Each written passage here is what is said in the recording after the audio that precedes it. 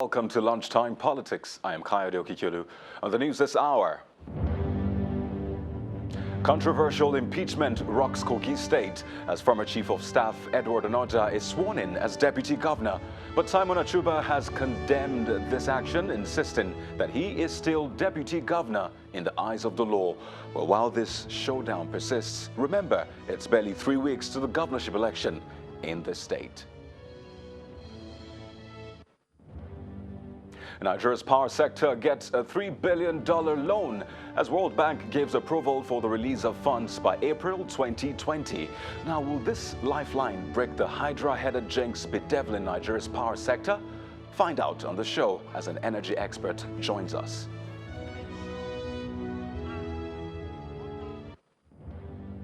Also on the program, federal government sets record straight on press freedom as it denies gagging the media, but then maintains tough stance against fake news and hate speech.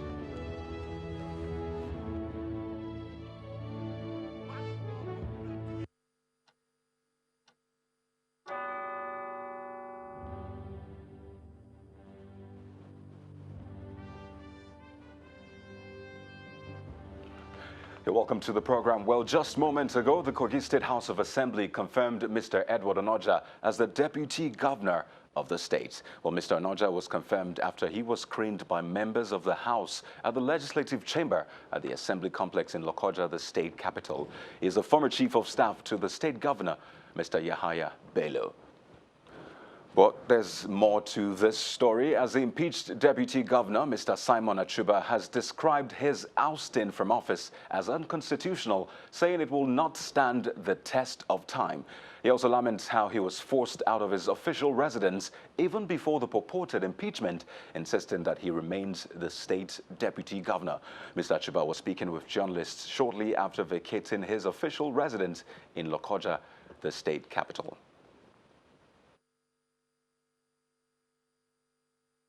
Lawlessness. As far as I know, I'm the sitting deputy governor of Kogi State, and there is no other person except through the process of another impeachment and I'm found guilty. There is nothing that can move me from being the deputy governor of Kogi State. So he will be acting lawlessly and in an affront to the Constitution. It will be an exercise in futility. And I want to call upon the law enforcement agents to wade in and stop him from embarrassing the people of Kogi State and Nigerians, because it's an embarrassment.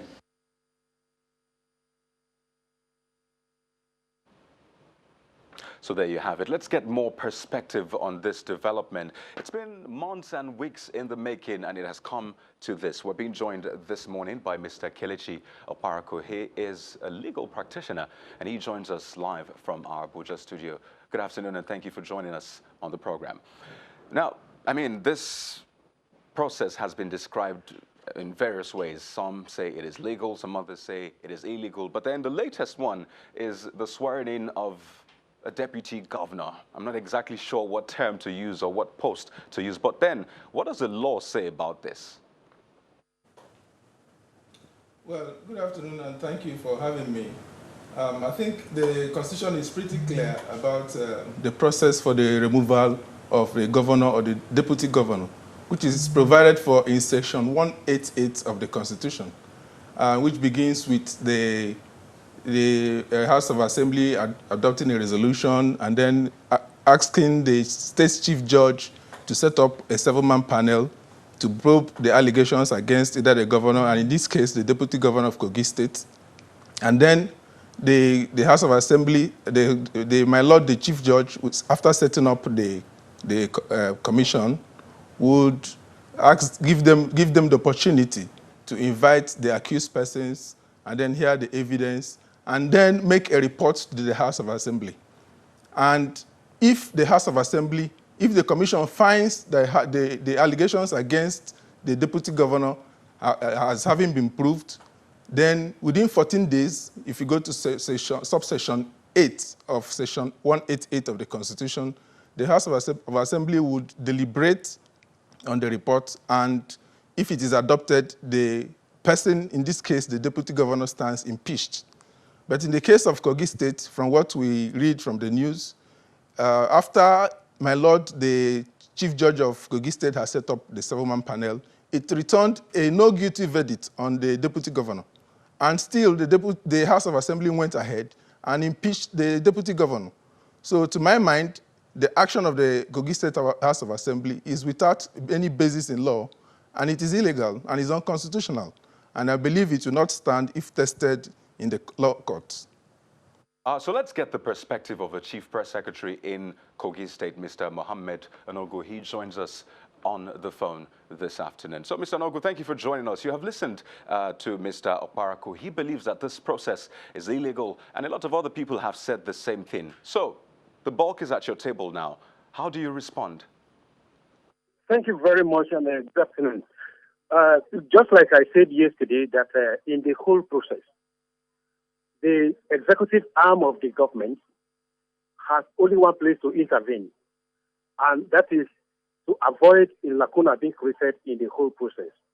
That commenced from the House of Assembly on the 7th of August, 2019, where the honorable members moved an impeachment motion against the former Deputy Governor, Elder Simon Achuba. And after the submission of the panel of inquiries report, the State House of Assembly impeached the former Deputy Governor, Elder Simon Achuba. And on that day, on Friday, 18th of October 2019, they transmitted a letter to the governor to forward the name of his nominee to be confirmed, to be screened as the Deputy Governor. That was done on Friday, and today, being Monday, the State House of Assembly has screened and cleared the Deputy Governor, His Excellency Edward David Onoja. And after the screening, the State Chief Judge, Justice Nasiru Ajana, and in company of the State Grand Kadi, Abdul Karim Arua, sworn in Deputy Governor about 30 minutes ago. And that is where we have to play our own part, send the nomination of the Deputy Governor to the House of Assembly for screening and confirmation, and the swearing in by the Chief Justice of the Chief Judge of the Kogi State. Okay, now, Mr. Onogu, if I may butt in, now that you bring in the Chief Judge, some legal practitioners have said that you cannot build something on nothing. So let's go back to that committee or that commission that was set up to investigate Mr. Elder Achuba. And according to these, legal practitioners, they say that the commission did not find him guilty of anything. So they're wondering how the House went ahead to impeach him and now swear in a new deputy governor. They're saying this is illegal in its entirety. It's okay. Let me come in this way. The state governor, His Excellency Alhaji Abelu, is the respecter of rule of law, and he adheres to that very strictly. And there is principle of separation of power, which states that the three arms of government are mandated to carry out their functions independently without interference of one in the other's activities. We have maintained that. The report by the panel of inquiry was said by the judiciary. If there's anything that needs to be corrected, the judiciary has to respond to that.